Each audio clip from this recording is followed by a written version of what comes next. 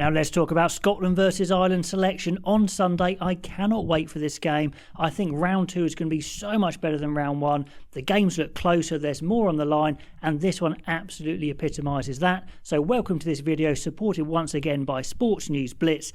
Let's get into these selections. And yeah, it's a close game in the making, but recent history tells us it's not close really, because Ireland nearly always win. I think they've got 10 wins on the bounce. The last one back in 2017, I think, had 4 before it when I looked last time. So really, Scotland's record against Ireland, home or away, is terrible. So really the question is, what can they do differently this time? Or do they just wait for some luck to happen that may never happen?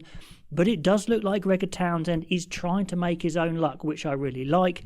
He's pairing up Tom Jordan with Hugh Jones. This screams attacking intent.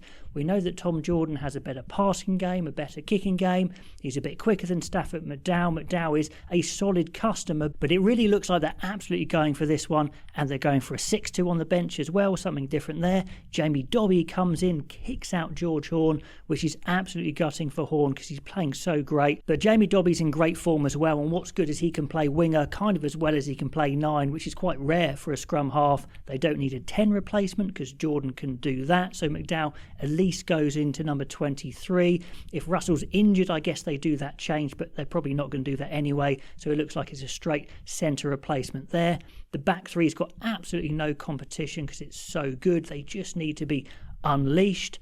In the forwards, I'm really pleased for Rory Sutherland back to be starting at loosehead. I think it is more a tactical change rather than saying that Schoeman's not good enough. It's just a really strong 1-2. They're starting with the quicker front rower, but in the back row, they're going for the bigger back row and ditching the quicker back row. So it looks like they want to match up a bit more physically there. They've got more on the bench as well. Sam Skinner's coming in as well as Brown. So plenty on that 6-2 bench.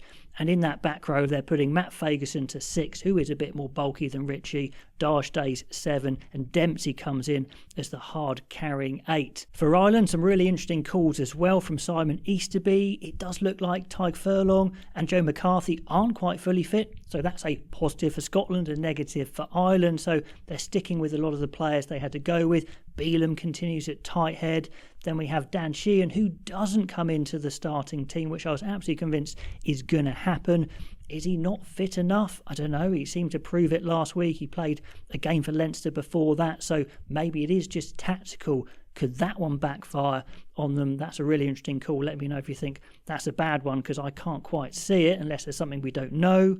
Ryan Baird was fine versus England, but also didn't make himself undroppable. So they're bringing in the old warhorse, Omani. He comes in, and then Baird drops to the bench. Very interesting that Baird seems to be covering second row as well. So Henderson drops out completely. We don't see Izuchukwu again. So that's a little bit of a gamble as well. But yeah, plenty on the bench. But looking at the backs, Prendergast gets another start. Crowley really itching to get that start, I'm sure. But it's a good 1-2, and I'm pretty sure they will reverse it at some point in a different game. But that's just a great close battle in itself. A change in the centres, didn't see coming, but Henshaw's in fine form anyway. Ringrose was good, but again, not undroppable versus England, so I can see a hungry Henshaw coming in and then making Ringrose even hungrier to come back stronger. So it's a great trio, however you do it. So it's Aki and Henshaw, incredibly strong. Hansen seems fit to go on the wing, one of the favourites of the Irish coaches, and we're still waiting to see Calvin Nash, who I think deserves a run as well. But generally, we've got a very similar team, but like I said, on the bench, it looks fairly strong. Now, Baird and Conan coming on, Crowley, Ringrose looks very strong as well, and Sheehan, of course, coming on. But some big calls from both Scotland and from Ireland. Let me know if you agree with these calls. All the comments down below. If you haven't subscribed already, would love you to do so, and I'll catch you next time.